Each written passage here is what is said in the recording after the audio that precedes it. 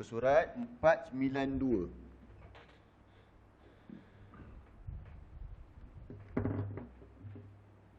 Ayat 36. Jumpa dah? Surah 43 ayat 36.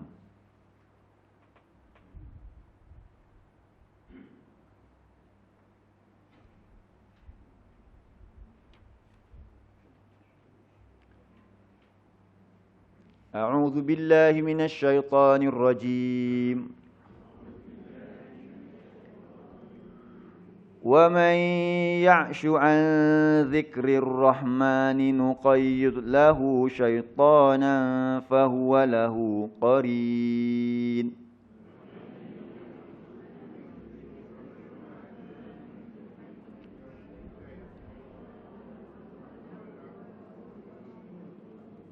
Cuba lihat kat sini, inilah jawapan dia. Yang Allah kata tadi, orang yang menjadi syaitan jadikan dia pengikut untuk bawa masuk neraka, siapa dia? Barang siapa yang berpaling daripada zikrir Rahman. Zikri itu peringatan, pengajaran daripada Ar-Rahman. Siapa Ar-Rahman? Allah. Dalam surah Ar-Rahman, ayat pertama Allah sebut Ar-Rahman. Allah perkenalkan dirinya sebagai Ar-Rahman. Kemudian siapa Ar-Rahman itu? Allamal Quran. Dia mengajarkan Al-Quran. Jadi apa maksud peringatan Ar-Rahman? Al-Quran. Barang siapa yang berpaling daripada peringatan Ar-Rahman, iaitu terjemahan mudah lagi, barang siapa yang berpaling daripada Al-Quran, kami jadikan baginya syaitan. Ini ketetapan Allah. Ini takdir Allah. Kita faham takdir ni macam mana? Contoh, ada seorang, contoh saja. Dia mungkin clash dengan isteri dia lah. Contoh, ni contoh. Artis ke apa kan, bila orang TV video, kenapa? Dia kata takdir Allah. Takdir tak tu? Ya takdir lah, semua benda adalah ketetapan Allah. Ketetapan juga ialah apa yang telah Allah tetapkan sebagai apa yang pasti akan berlaku. Apa dia? Siapa tinggalkan Al-Quran, ketetapannya ialah syaitan sebagai qarin. Qarin ni apa dia? Teman baik. Qarin ni adalah teman baik. Jadi sekarang siapa jadi teman baik syaitan? Bukan budak black metal. Black metal pun samalah. Kita sekalipun kalau tinggalkan Al-Quran, berpaling daripada Al-Quran, sekarang siapa penasihat kita? Siapa orang yang akan mengajak kita? Sebab dalam hidup ni yang paling best sekali siapa? Kawan. Apa kawan suka, mesti kita suka juga. Siapa kaki mancing, siapa kawan dia? Takkan kaki kita. Kaki mancing jugalah. Kalau kawan itu suka tengok pasu-pasu, kan, nak letak bunga plastik, confirm kawan yang sama juga minat kata, jom ada sale tu dekat sana, tengok pasu-pasu, kan, mesti kawan yang sama. Jadi syaitan, bila jadi kawan, dia akan nasihat kita dan kita akan ikut. Jadi siapa orang yang berpaling daripada Al-Quran ni? Siapa orang yang berpaling daripada Al-Quran?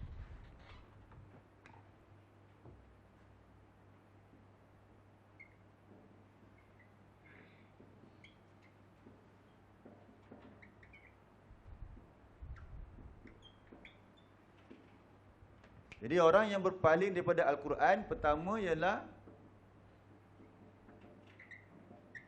tidak mahu membacanya.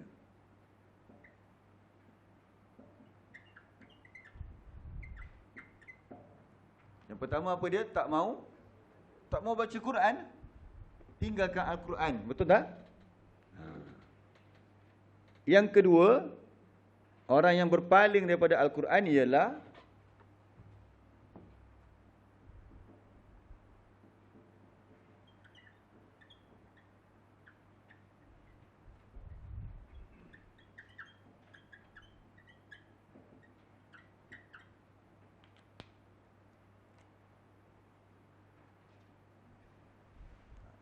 apa dia? Dia baca Quran, tapi dia tidak mahu memahaminya.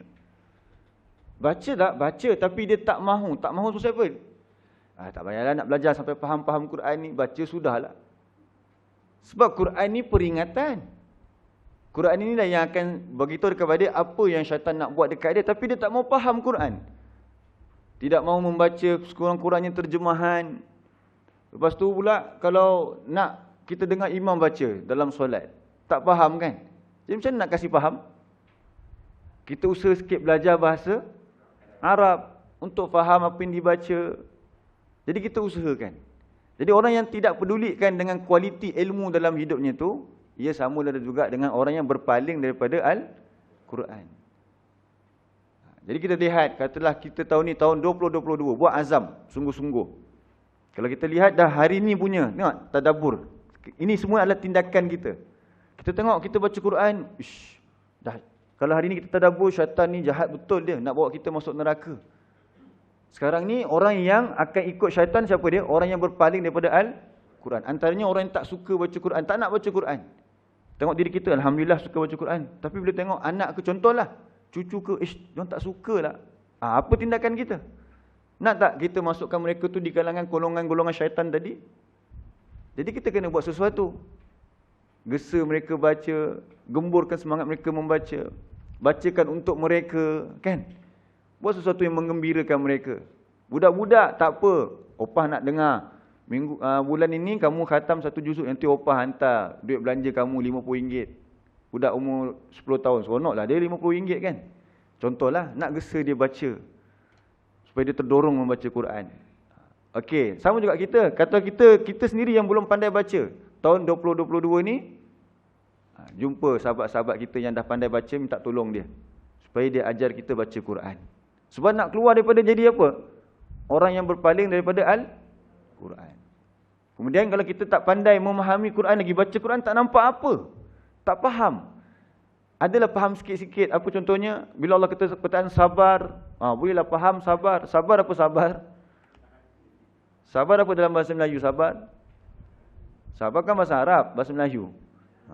Jadi sebab dah jadi mudah perkataan sabar tu, orang dulu dah ambil masuk bahasa kita. Jadi kita tambah sikit vocab, tambah lagi sikit vocab. Macam mana kita boleh faham bahasa Inggeris? Kan sikit-sikit juga. Kita belajar bahasa Inggeris dulu masa sekolah macam mana? Cikgu suruh beli apa? Kamus. Cikgu suruh buat buku nota kecil, tulis vocab baru. Macam itulah Quran juga. Tapi kena belajar, tak boleh tanpa guru lah, buat sendiri. Selagi dia salah tafsir, bahaya kan? Kena ada guru mengajar.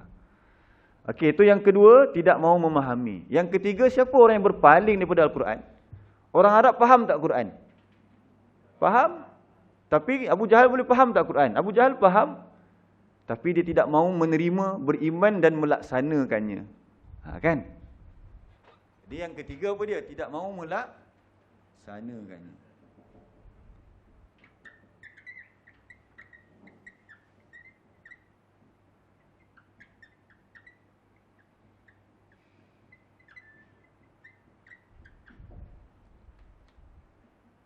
Yang ketiga adalah tidak mahu melaksanakannya. Faham saja tapi tak buat. Macam hari ni contohlah, sekarang ni kita dah faham, rupanya kena faham Quran. Nak faham Quran dalam bahasa Arab. Tapi nanti tunggu 2025 masih lagi tak belajar bahasa Arab. Contohnya lah. Jadi termasuk tak orang yang tidak melaksanakan Quran? Kita takutlah begitu. Jadi kita pun usaha untuk buat sikit. Belajar sikit bahasa Arab. Minggu sekali pun tak apalah. Kelas kita minggu sekali, sekurang-kurangnya kan. Okey, yang seterusnya apa yang keempat? Dah faham dah, kemudian dah laksanakan dah. Tapi dia nafsi. Apa dia? Sendiri-sendiri. Dia keluar rumah, tengok jiran dia tengah cantas pokok bunga. Jiran dia tanya dia, pergi mana tu? Tak ada pergi mana, bawa beg. Beg pula semua Quran, semua orang tahu pergi belajar bahasa Arab lah tu. Pun cakap tak ada pergi mana lah, saja pergi jumpa-jumpa kawan. Bagi tahulah pergi belajar bahasa Arab. Dia kata, hebat sekarang belajar bahasa Arab. Tak adalah, tapi kita nak belajar sikit. Lepas tu tengok dia tengah mencantah. Balik rumah, tengah mencantah lagi pokok bunga. Kan? Jadi kita pun kena ada rasa simpati dekat dia. Dalam hati kita kena nekat. Nanti aku nak ajar dia. Sekurang-kurangnya aku nak ajak dia. Kalau tak boleh ajar, kita jadi ajak dia. Kan? Tukar R jadi apa je? K je. Kan? Kereta ada kosong banyak. Minta dia masuk dalam kereta kita, jom dengar. Jadi tidak mahu apa yang keempat? Tidak mahu sebarkan. Dia sendiri je nak tahu, tak boleh. Ataupun ajarkan. Ajak lah itu, sebar tu ajak. Jadi dia tak mahu buat.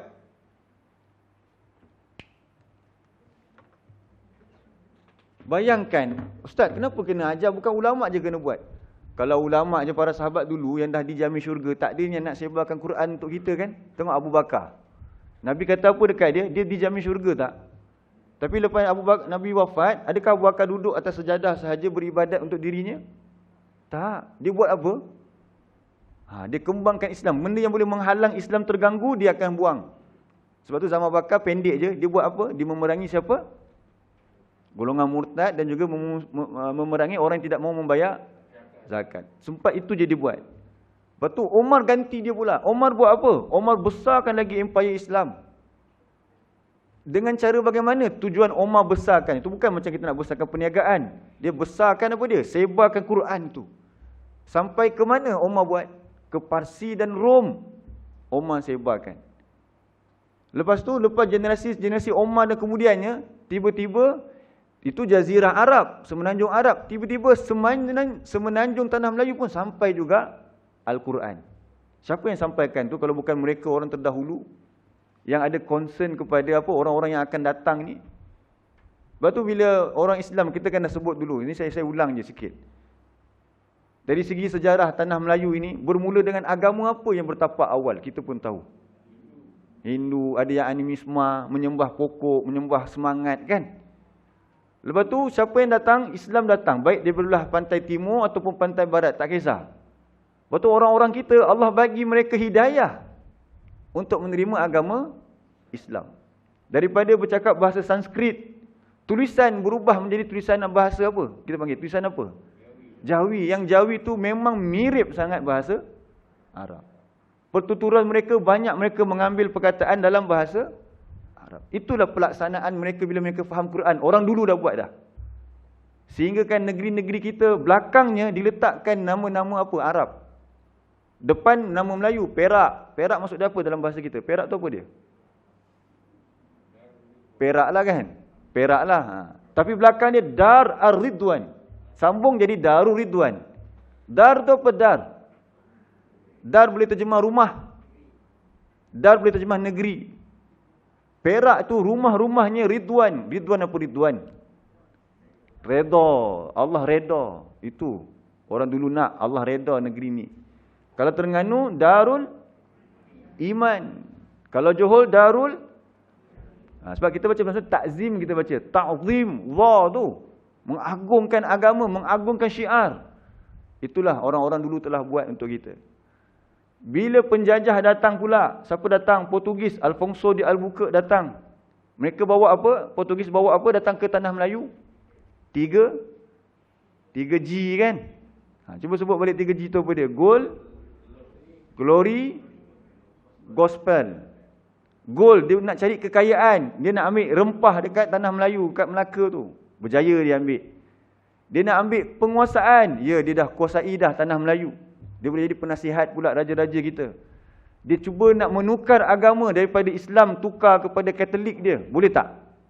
Yang tu tak dapat buat. Tukar Belanda. Belanda pun bawa juga apa nama gospel dia. Dapat tak tukar? Tak dapat. England, Britain datang. Kan? Datang sini nak bawa juga Anglican. Boleh tak tukar? Tak boleh tukar. Islam terjaga elok baik. Yang tu. Sebab apa jadi begitu? Sebab orang dulu jaga. Kalaulah mereka tak jaga, mereka tak sebarkan, apa jadi dekat negara kita? Boleh tak jadi macam Filipina? Atas sikit je. Filipina sekarang negara apa Filipina? Dulu negara apa Filipina? Spanyol dulu negara apa? Asalnya Kristian juga. Kemudian Islam datang. Kemudian orang-orang kemudian mungkin rapuh iman mereka, maka gagal mereka menjaga agama mereka. Sebab tu dah kena apa kita kena buat? Sebarkan agama, praktikkan agama. Tapi agama tu mesti daripada apa?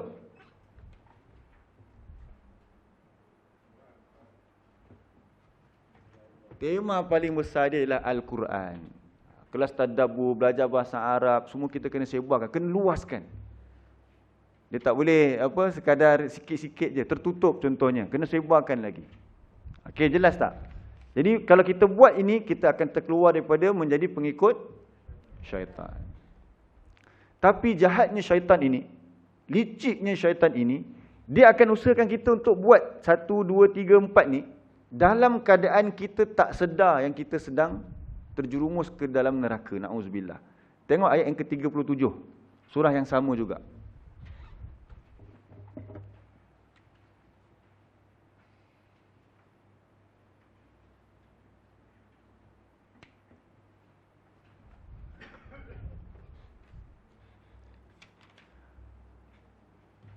Wa innahum la yasuddunahum 'anis sabil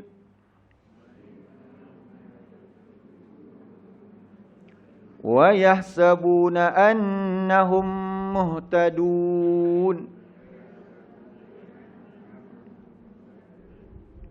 Cuba lihat apa terjemahan Allah kata kat sini. Dan sesungguhnya mereka, siapa mereka tu? Syaitan, benar-benar menghalang manusia daripada jalan yang lurus. Apa jalan lurus tadi tu? Membaca Al-Quran, memahami Al-Quran, melaksanakan Al-Quran dan menyebarkan Al-Quran. Itulah jalan kita. Betul tak? Itu jalan kita. Betul, sebab macam nak tahu itu jalan kita? Tengok siapa yang menerima Al-Quran first kali. Siapa orang-orang yang menerima Al-Quran pertama sekali? Nabi dan para sahabat. Apa mereka buat dengan Al-Quran? Mereka belajar Al-Quran tak dengan Nabi?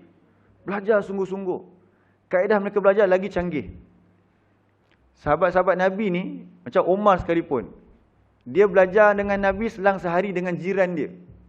Sebab mereka pun ada tugas juga macam kita, sama. Mereka manusia. Walaupun zaman tersebut mungkin tak adalah macam kita punya kesibukan, tetapi sama je lah sibuk juga pada zaman tersebut. Jadi bila Umar datang belajar dengan Rasulullah pada hari ini, jiran dia tak pergi, jiran dia buat urusan lain. Nanti dia balik, apa dia buat? Umar ajar sahabat dia tadi tu. Lepas tu, besok tu pula Umar ada urusan, sahabat dia pula pergi belajar dengan Rasulullah, balik dia ajar kepada Umar. Kita kena buat begitu, tu cara belajar. Hari ni mungkin ada, tengok kawan sebelah kita, yang kosong tu siapa hari ni? Selalu ada Pak Man sebelah ni. Dia tak ada hari ni, apa kita nak buat? Ajar dia. Paling tidak macam mana gambar ni kita ambil, hantar je dekat dia. Kan? Nanti dia pun boleh tengok, kita pun dah buat point dah. Kalau dia kata tak faham lah kenapa pula kena faham Quran tu, kita terang balik. Tadi kita dah bincang dah, Quran ni kita kena faham. Kalau tidak, kita termasuk orang yang berpaling. Orang yang berpaling ialah orang yang akan ikut siapa? Syaitan. Kena faham Quran. Ya. Macam mana cara nak faham Quran? Belajar bahasa Arab. Jadi kita jelaskan kepada kawan tidak dapat hadir. Kadang-kadang kita ada anak-anak yang di luar daripada tempat ini, ambil gambar letak dalam WhatsApp group. Kan? Buat sikit ayat Quran, tulis, share. Itu tugas yang kita kena lakukan. Tapi kalau kita tak buat, syaitan dah berjaya menghalang kita. Kalau kita tak buat, maksudnya syaitan dah berjaya menghalang kita untuk melaksanakan Al-Quran dalam keadaan, cuba tengok apa Allah kata. Dalam keadaan mereka sedar tak? Tu Allah kata apa? Wa innahum wa yasabuna annahum muhtadun. Dalam keadaan manusia menyangka mereka dah mendapat petunjuk. Bahaya tak? Maksudnya kita tak baca Quran, kita tak faham Quran ni, kita sangka dah dapat petunjuk. Sebenarnya terjauh daripada petunjuk. Jauh, bahaya. Itulah kekeliruan yang syaitan buat kepada kita. Bukan dia suruh kita buat maksiat semata-mata. Kalau orang tu buat maksiat, dia minum arak contohnya kan, dia minum arak. Orang yang minum arak tu, kita boleh kata, dia tahu tak dia buat dosa? Dia tahu, ada kemungkinan tak dia boleh taubat? Jom minum arak, bukanlah saya suruh minum arak. Nak bagi tahu, boleh jadi ada dosa yang mereka tahu mereka buat dosa. Okey, tak pedulikan Quran. Dia dah Islam, dah pernah khatam Quran, lepas tu tak nak baca Quran. Dia sedar tak dia buat kesalahan? Tak baca Quran, ataupun mungkin dia baca tapi dia tak mau faham. Dia sedar tak dia buat kesalahan? Yang tu dia tak sedar. Bila tak sedar, ada kemungkinan tak nak taubat, tak sedar salah. Nampak? Bahaya tak yang ni? Sangat bahaya. Tugas syaitan adalah nak menjauhkan manusia daripada Al-Quran. Tengok surah 59.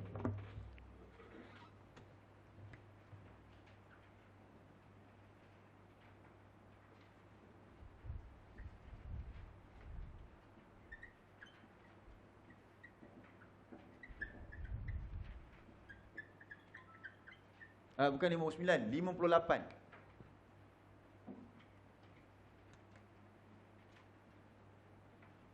Ayat 19.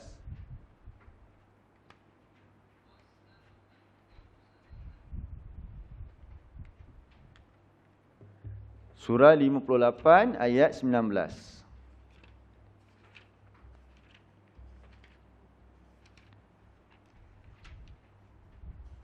Muka surat 544.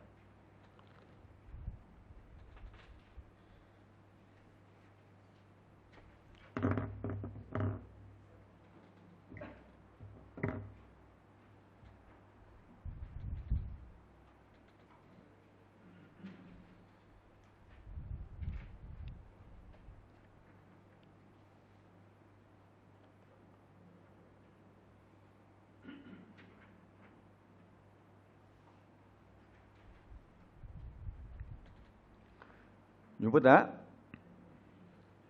A'udzu billahi minasy syaithanir rajim. Istahwadha 'alaihimus syaitan fa'ansahum zikrallah.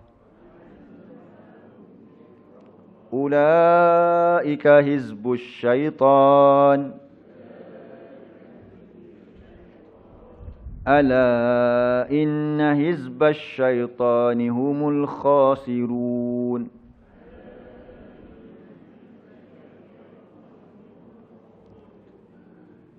Jadi syaitan telah menguasai mereka. Macam mana syaitan kuasai mereka tadi? Bila kita mula tinggalkan Al-Quran, syaitan akan jadi penasihat kita. Bila nasihat kita, dia akan suruh kita tinggalkan semua yang kita dah sebut empat-empat tadi tu.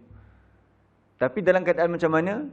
Dia buat kita menyangka bahawa kita dah dapat petunjuk. Kita pun rasa selesa, tak faham Quran pun tak apa. Nak-nak pula ada ustaz kata apa dia? Tengok Quran pun dapat pahala. Oh, lagi seronok. Tengok je Quran, dah dapat pahala dah. Apatah lagi nak membacanya, nak memahami tak payah dah lagi, tengok cukup. Ibu-ibu, tak payah dah lagi lah nak belajar bahasa Arab, pening-pening belajar bahasa Arab. Mungkin yang cakap tu dia pun pening, mungkinlah. Lepas tu dia kata jangan belajar bahasa Arab. Belajarlah sikit. Ada asas. Belajar yang asas, taklah pening. Kalau pergi lebih jauh lagi, kalau boleh pergi sampai tahap nahwu surah yang lebih tinggi tu, pergi tak boleh, kita sekadar asas. Benda yang kita boleh jawab depan Allah nanti. Apa yang aku buat dengan Quran? Ya Allah, aku berusaha untuk memahami kitab-Mu. Walaupun payah aku nak membaca. Kan lalu orang kata apa? Ada orang baca ijajul jilatil ardu jiljalah kan. Orang apa tu? Saya tak cakap. Cuba tengok siapa orang Jawa sini baca Quran, tengok. Elok dia baca Jawa. Semua pandang haji. Mana ada orang Jawa baca ijajul jilatil? Dia pun baca macam tu. Nak sebut sa, fa, tukar guru lah. Nak sebut sa tu jadi, sin pun jadi macam huruf sad dia baca kan. Tapi dia ada di hadapan Allah, dia memberi alasan apa dia. Aku dah usaha dah dulu kan. Begitu juga dengan faham Quran. Tak apalah payah sikit nak ingat sikit domain home. Kejap home, kejap him, berbeza dia. Mula-mula je keliru, lama-lama faham lah. Takkan belajar setahun dua tak nampak apa-apa. Mustahil. Itu tengok balik cara belajar kita macam mana. Takut guru tu salah ajar ataupun kita belajar tapi saja selalu saya sebut contoh lah. Beg simpan dalam kereta. Maksudnya apa beg simpan dalam kereta? Tak ulang kaji. Mana maunya kan? Kena ada ulang kaji sikit. Okey. Jadi syaitan berjaya menguasai manusia, meninggalkan Al-Quran. Fa'ansahum zikrallah. Lalu menyebabkan manusia itu lupa terus dah kepada Al-Quran ini. Tak peduli dah. Jumpa ayat tadi, ayat 19. Surah 58 tadi. Jadi orang yang syaitan berjaya dah kuasai dia, meninggalkan Al-Quran, menjadikan dia tidak mahu membaca Al-Quran. Kalau baca pun dia tidak mahu berusaha nak memahami. Memanglah kita mula-mula tak faham, belajarlah. Bukan asal tak faham je terus jadi pun syaitan, apa sahabat syaitan ke, tidaklah. Mudah-mudahan kita tidak termasuk. Kemudian dia tidak mahu melaksanakannya, tidak mahu sebarkannya. Allah kata itulah pengikut syaitan.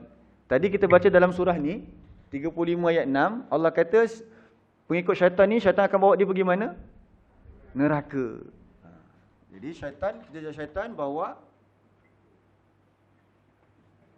pengikut pergi neraka.